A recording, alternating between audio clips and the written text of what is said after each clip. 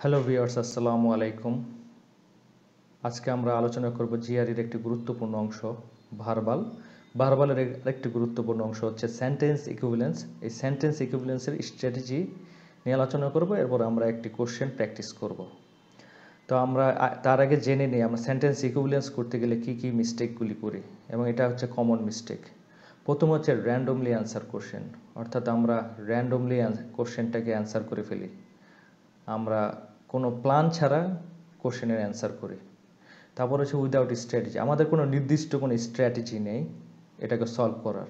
আপনাকে অবশ্যই একটা স্ট্র্যাটেজি ফলো করে অ্যান্সার করতেই হবে, সেটা যাই হোক, সেটা যে কোনো স্ট্র্যাটেজি হোক, একটা স্ট্র্যাটেজিকে ফলো করতে হবে।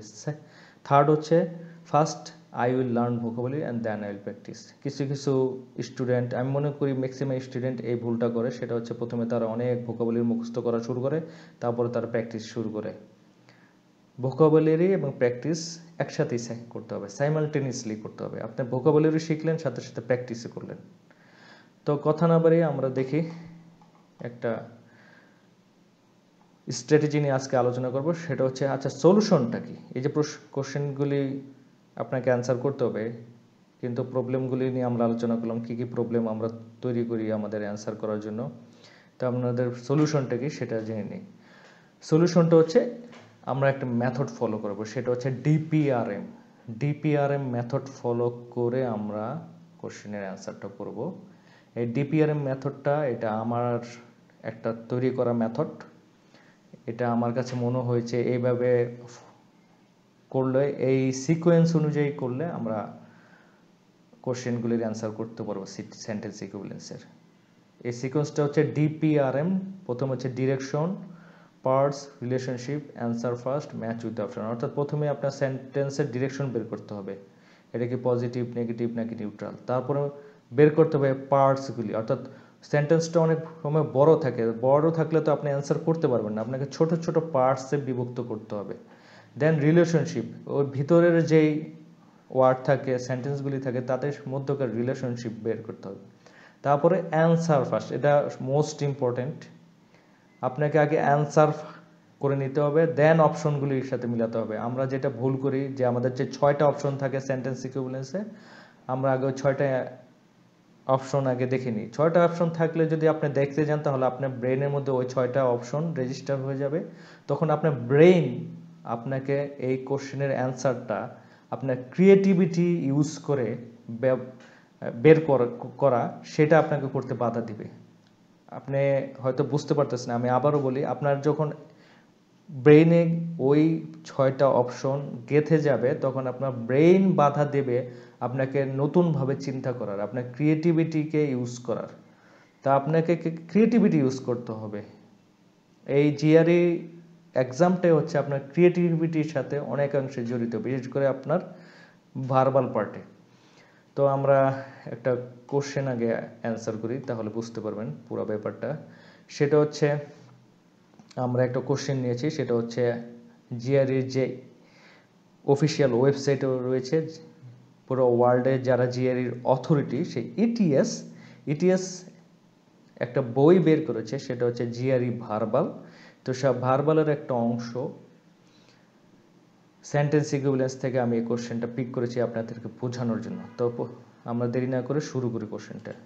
প্রথমে আছে অলদো দিয়ে শুরু করার অর্থ হচ্ছে এখানে পজিটিভ নেগেটিভ দুইটাই থাকবে, এটা সবসময় খেয়াল রাখবেন, দরকার হলে নোট করে নিন। অলদো দিয়ে যদি কোনো সেন্টেন্স শুরু হয়, বা অলদো যদি কোনো সেন্টেন্সে থাকে, তাহলে বুঝতে পারবেন সেখানে নেগেটিভ পজিটিভ দুইটাই দেওয়া যায়। তাহলে দেখি, all the cosmic objects have struck Earth since the planets very formation. তাহলে আমরা আগে বোঝার চেষ্টা করি যে কসমিক অবজেক্ট যে আর্থকে স্ট্রাক হচ্ছে, আঘাত করে, সিন্স কবে থেকে, the planets very formation, planet যখন তৈরি হয়েছে সেই প্রথম থেকে কসমিক অবজেক্ট আর্থকে স্ট্রাক করে। Humanity has recently become aware of this ভ্যানি, কিন্তু হিউম্যানিটি কী করছে, সবে মাত্র এই ইভেন্টটা সম্বন্ধে জানতে পেরেছে। এখানে অ্যাওয়ার বলতে বোঝাচ্ছে জানতে পারা।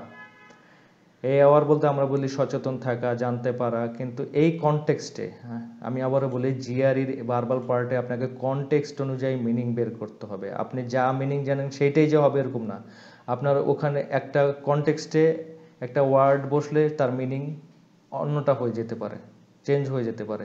এখানে অ্যাওয়ার বলতে বোঝাচ্ছে জানা। এখন এই কনটেক্সটটা কীভাবে জানলাম, দেখেন cosmic object have struck earth since the planets very formation. প্ল্যানেটের ভেরি ফরমেশনের করা recently become aware of this event. Aware মানে সচেতন, ইভেন্ট সম্বন্ধে তো আর অ্যাওয়ার হয় না, অ্যাওয়ার ইভেন্ট সম্বন্ধে অ্যাওয়ার মানে হচ্ছে জানা। Humanity has only recently become, recently তারা জানে। তাহলে দেখেন অল দ্য দিয়ে শুরু করে, তাহলে বোঝা যাচ্ছে প্রথমটা পজিটিভ, এই প্রথম অংশটা পজিটিভ, দ্বিতীয় অংশটা নেগেটিভ। আর এখানে একটা কোলন দিয়ে বাকি একটা সেন্টেন্স দেওয়া হচ্ছে, যেমন 2 centuries ago the idea that objects orbiting the sun could collide with earth was widely dash। তাহলে বোঝা যাচ্ছে এই যে কোলন দিয়ে পরে যে সেন্টেন্সটা, এটা সবসময় আপনারা খেয়াল রাখবেন যে কোলন দিয়ে যদি কোনো সেন্টেন্সের অংশ দেওয়া থাকে তাহলে সেটা হচ্ছে আগের অংশকে অ্যানালাইসিস করে বা বিশ্লেষণ করে বা এক্সপ্লেইন করে। তাহলে বোঝা যাচ্ছে এই আগের অংশে যা আছে সেটাকে এক্সপ্লেইন করে। তা কি বলছে, 2 centuries ago the idea that objects orbiting the sun could collide with earth was widely। অর্থাৎ এই রিসেন্টলি যা যায় 2 centuries ago, রিসেন্টলি তার 2 centuries ago না, 2 centuries হলো আগে।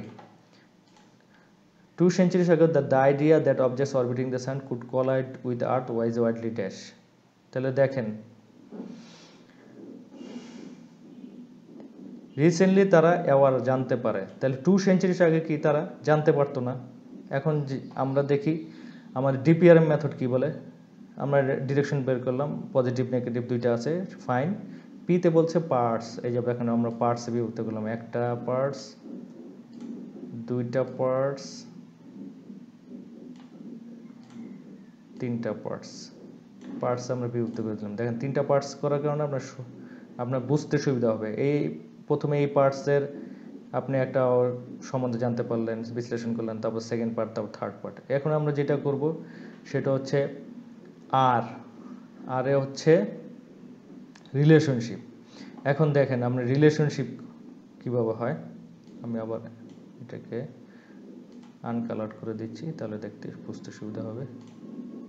এই দেখেন আমরা all the cosmic objects have struck Earth since the planet's very formation. Humanity has is only recently become aware of this event. এই দিস কোনটা, এগুলি কিন্তু আপনাকে বের করতে হবে। দিস কোনটা, দ্যাট কোনটা, এগুলি বের না করলে আপনি রিলেশনশিপ না বের করতে পারলে, আপনি কোনটার সাথে কোনটা যুক্ত এটা না বের করতে পারলে আপনি পুরো হোল সেন্টেন্সের মিনিং বুঝতে পারবেন না। আর মিনিং না বুঝতে পারলে আপনি অ্যান্সার বের করতে পারবেন না। এই দিস হচ্ছে, দিস দেখেন এটা হচ্ছে প্লুরাল। তা প্লুরাল থাকলে দেখেন আপনি প্লুরাল বের করেন আগে, এই দেখেন প্লুরাল আসছে এই যে অবজেক্টসের, কসমিক অবজেক্টস, তাহলে দিস ইভেন্টস মানে হচ্ছে কসমিক ইভেন্টস।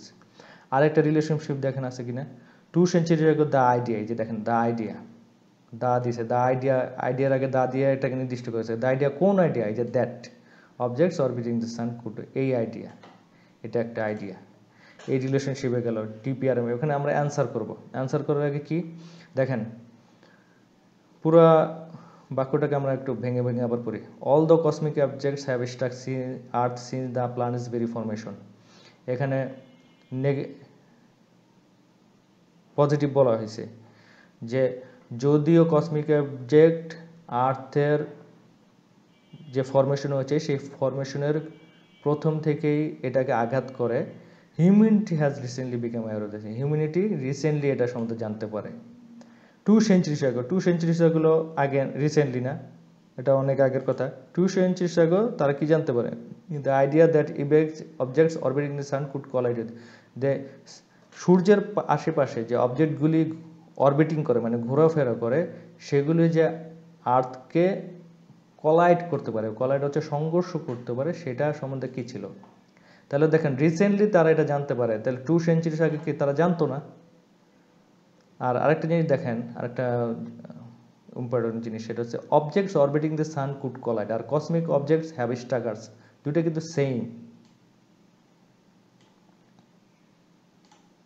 দুটো কিন্তু সেম একই জিনিস। এখন আমাদের যখন পড়ানোর সময় খটকা লাগতে পারে, আয় হ্যাঁ এটা তো একটা জিনিস এটা একটা জিনিস, তাহলে কীভাবে বের করবো আমি খুব আসলে ভাই জিআরইতে প্রচুর পরিমাণ প্যারাফ্রেজ থাকে, আপনাকে কনটেক্সট অনুযায়ী মানে সিমিলারিটি খুঁজে নিতে হবে। দেখেন এটা সেম জিনিস, objects orbiting the sun could collide earth, সংঘর্ষ করতে পারে, এটা বলছে আঘাত করতে পারে, দুইটা সেম জিনিস। তাহলে দেখেন আগে রিসেন্টলি জানে, তাহলে আগে কি জানতো না 2 সেন্টেন্স, তাহলে ওয়াইজলি কি ওয়াইজলি আপনি দিতে পারেন কি আপনি। এখন আমরা অ্যান্সারে চলে যাব, ডিপিআরএম মেথডের এতে চলে যাব অ্যান্সার। তাহলে হলো আপনি আমার কাছে মনে হচ্ছে আননোন দিব। এখন দেখেন আননোন দিলাম, আননোন দেওয়ার পরে আমরা এখন অপশনে চলে যাব। আমরা ভুলেও অপশনের দিকে করবো না, তাকাবো না। আমাদের কোশ্চেনের মধ্যে অপশন থাকবে, আমরা অপশনের দিকে কোনো ফোকাস দিব না, আমরা শুধু এই অংশটুকুর দিকেই ফোকাস দিব। অপশনের দিকে ফোকাস দিলে আপনার ব্রেইনে ওগুলো রেজিস্টার হয়ে যাবে, যেটা আমি আগেই বলেছি। তখন আপনি আর অ্যান্সার বের করতে পারবেন না, কারণ আপনার ব্রেইন তখন আর আপনাকে সেই সাপোর্টটা দিবে না, কারণ তার কাছে ধারণা হয়ে গেছে যে 6টার মধ্যে তো একটা হবেই, তা আমি আর পরিশ্রম করব কেন। আপনাকে ব্রেইনকে পরিশ্রম করাতে হবে। তাহলে আপনি প্রথমে অ্যান্সার করবেন, অ্যান্সার করার পরে এরপর আপনি ম্যাচিংয়ে যাব। ম্যাচিংয়ে হচ্ছে অপশন, আমরা এখন দেখব অপশনে কি আছে।